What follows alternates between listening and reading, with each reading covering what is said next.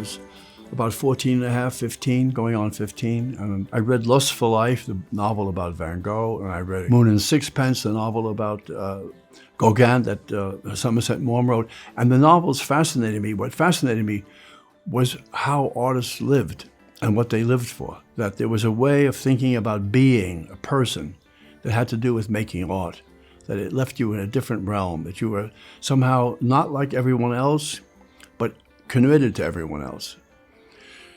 And I started to think about my own self as a painter. And somewhere along the line, I thought, I want to go where the painters go. I want to be where painters are, where painters live, and live painters' life. So I thought I was going to go to Paris and do that. And so I got a job. And when I got the job, I went to Art Students League. I didn't know the first principle. I thought that's what I would learn. I would learn how to make the figure, but they just had the model come out, and then people would be making sketches, and I would just don't know what to do. I would just thought, do something. Of course, I was fascinated by the fact that the woman was nude. I mean, I don't think I'd ever seen a nude woman. There she was, this beautiful woman, and I must have turned red. I must have lit up the room with my redness in my face. One day, the teacher came around and looked at our pads, and I opened up my pad, and he said, "What is that?" I said, "That's her feet." And he said, "Is she wearing galoshes?" And everyone began to laugh, and I felt humiliated, and I got very sad and very upset. So then I went home and never came back.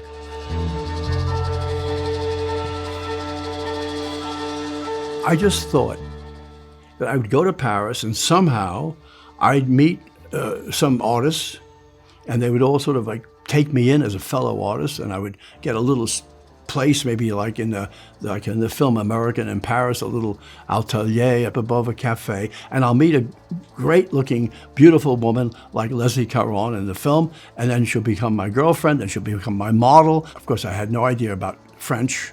I spoke a little Italian. I was raised in a basically Sicilian household. I mean, father was a Southerner from Georgia. He just one day left. We never heard from him again. He just disappeared like that. So my mother had to take care of everything. And I started working when I was 10. I was a delivery guy for the butcher shop and stuff like that. Anyway, one day I had saved up some money, and I still thought, I'm going to go to Paris. All of it was a way of getting out of the Bronx. It was a way of imagining a world glamorous and beautiful and noble. And then my mother didn't tell me that she had lost her job, had been out of work for months and months, and now we were going to be evicted. So I withdrew my savings, and I paid the rent, the arrears of 3 months, whatever it was, and that was the end of it. That was the end of the whole dream, the end of everything. Although I began to do other things. I began to write poetry, and I'm thinking more of myself as a writer.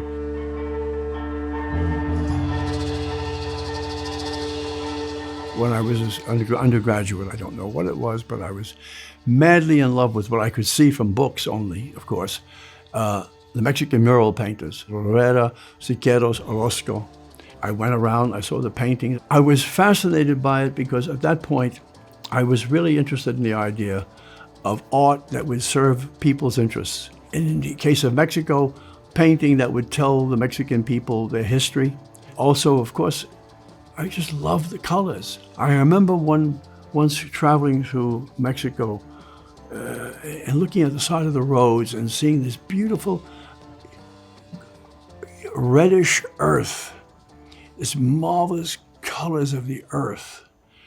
And somewhere, I think now, with these new paintings of mine especially, I'm trying to find that color again.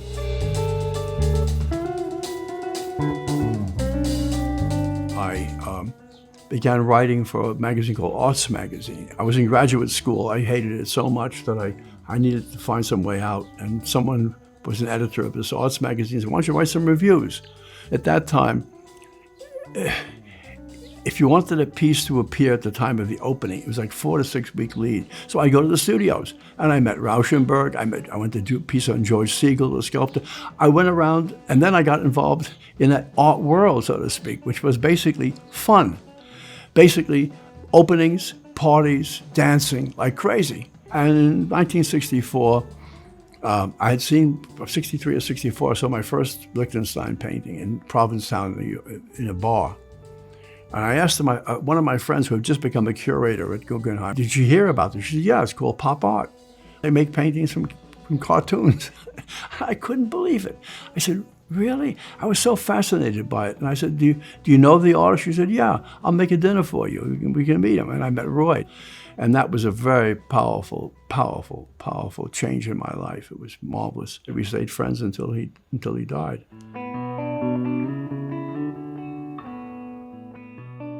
One day, I said to him, you know what, Roy, I've been making these color drawings. And he said rather graciously, can I see them? And I said, oh, of course, but I felt a little nervous about it because he may not like them and it would affect our relationship. I think you really cannot profoundly love a person unless you love the work. You cannot. There's something about the painter and the writer and poet have in common. When it's really central to the life and to the mission of living, it's at the core. So Roy came to look at my sketchbook, and he turned the pages, very slowly. He didn't do what people do, what I probably would have done. We just pass through the book, you look it over and say, oh, that's really great, wonderful, bullshit. And he stopped at each one, looked at each one, and then finally, when it was all over, he said, please continue doing it, but may I make a suggestion? I see that you're all over surface. It's all the same. All the color variations have the same power. Try to take your pencil, your pastel, make an impress that's stronger in one section than another. Give it variety, give it variation. And that was it wasn't that I think that it ever really affected how I think about it, painting or writing. It was just that he was so serious about it, and he was so careful about it, that left a big impression on me.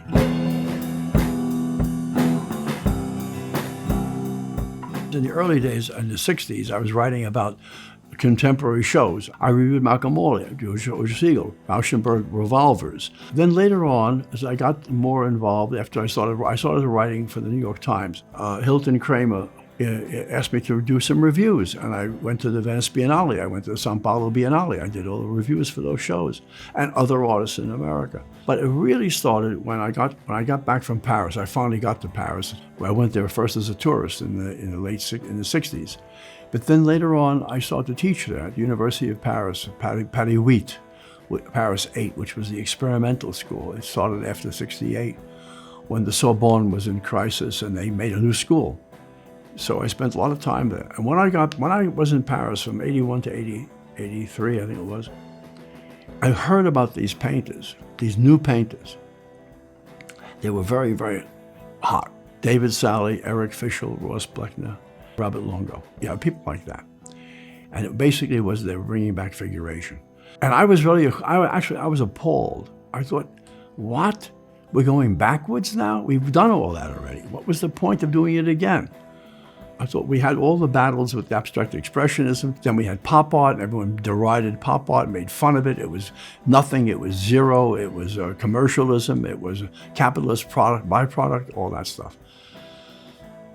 But it was new, and they tried to do something new.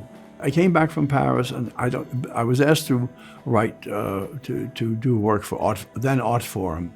And I began to meet all those very artists that I thought were like terrible and awful and reactionary. I began to meet them all, and I just loved their life and their studios and their energy. It was fantastic. What did I learn from them? I don't know what I learned from them, because I don't paint like David Sally or Ross Bleckner or Eric Fischl. But I did like the idea that they could reformulate what had been already done. That's what I think I'm trying to say now about the paintings I'm doing, a reformulation.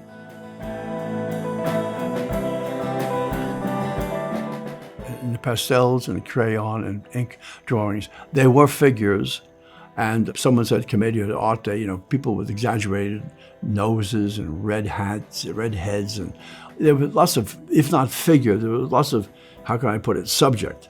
There were sombreros, and there were cups, and there were saucers, and there were little terraces of cafes. And when I began to make the paintings 3 years ago, I basically was copying the drawings. It was a way of moving into making paintings. I used some of the same material, like the cups and the saucers, bottles, and I put them in the paintings as forms, but not necessarily clear as bottles.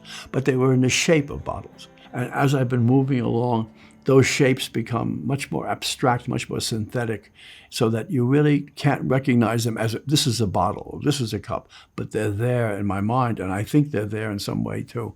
I think the work I'm doing now, I look at it, I know what I'm doing, and I see what I'm doing, which is very conservative. But I thought, you know what?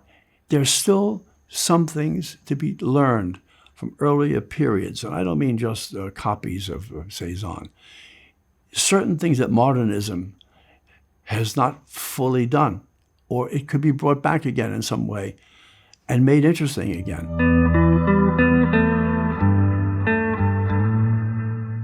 If I'm writing a novel or a short story and I have a sentence, he walked up the hill.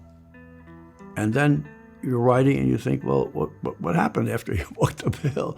What's next? Well, he picked up a gun and shot a bird. Okay. There's some sense of need of the and then continuity in writing. You have to follow it sentence by sentence with some meaningful, important conception or description. And I thought, that's what happens now with my painting. But I don't see it in terms of language. I see it in terms of form and color. It's not that I'm doing unconscious and automatic painting, just knocking stuff out. No.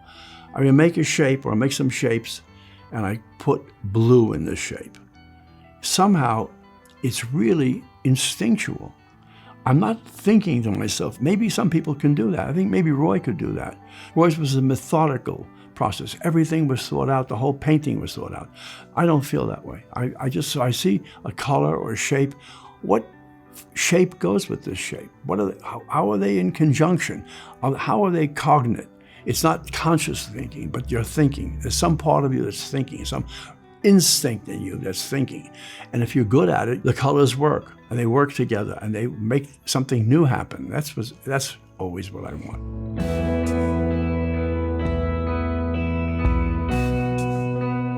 I want to make, as I always have stupidly wanted to make, beautiful paintings.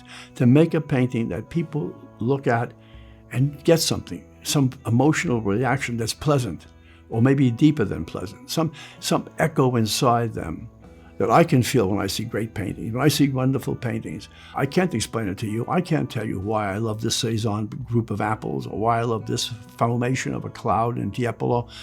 I can't explain it, but that's what I want. I want that. I want to make paintings, and I want them to be seen. I want a reception. I'd like people to enjoy them. I want them to be enjoyed. At this time of my life,